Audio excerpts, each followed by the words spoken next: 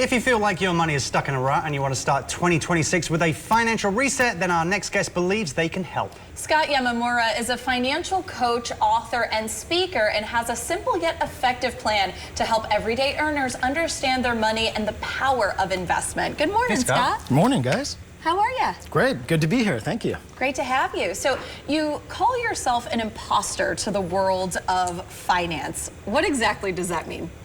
Well, as someone who has felt for many years intimidated and overwhelmed by money, I always had questions about how this investing thing works or how money grows. Well, guess what? That's most of us.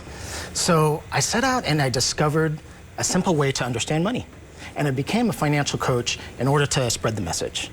So many people think that finances is like a thick instruction booklet, something we don't want to read, something that feels like a drag. So I developed a set of cheat codes. Yeah, and talking about putting it down in writing, you actually wrote a book, Epiphany. You want to tell us a little bit about that? Yeah, Financial Epiphany took 3 years to write it, 10 years to study to do it. I did all of that all around this single idea that we're going to be sharing today so that we could simply learn about money in a very concise way. Perfect. Yeah, and talking about those ideas, you created 3 simple rules of thumb. So what are they? Yeah, well, money can feel complex for most people, so we take a simple route in this way with the 3 financial epiphanies.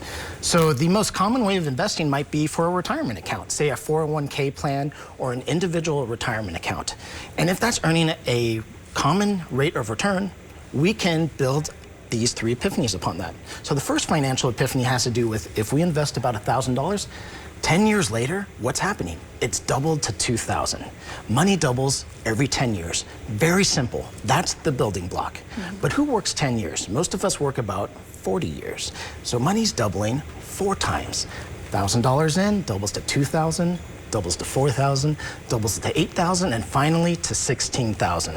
I call that the power of 16, and that's financial epiphany number 2 that we start with about that sort of leverage. And the third financial epiphany is that our multiplying power halves about every 10 years. That creates a sense of urgency. When we know that that's happening, we take action.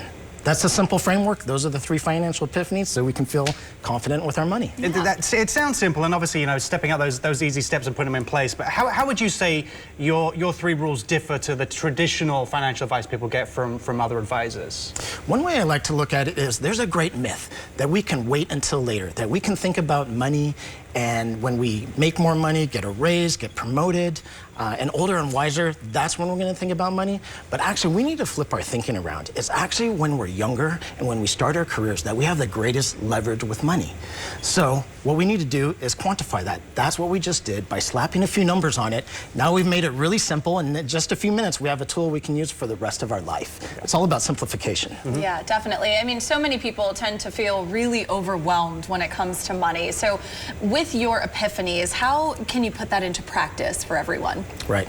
Now, the first thing to do is to discover your multiplying power. So we just discussed early in your career, you might have the multiplying power of about 16 with money, right? That sort of leverage. When you realize you have that much leverage with multiplying money, you're more likely to have the motivation to get out of debt and to increase your income through, you might choose to put in more hours, work overtime, pick up a side gig. I want you to get in the game, get motivated, use your multiplying power. And here's another tip, is that parents, you can start teaching your kids about their multiplying power, and they have a longer runway to multiply money with. So it's very gratifying to look into the next generation like that. I think, you know, obviously it sounds simple, but obviously a lot of people struggle with this. Are there any first steps before your 3 steps that people should consider before, you know, they get onto that run of actually saving up for retirement?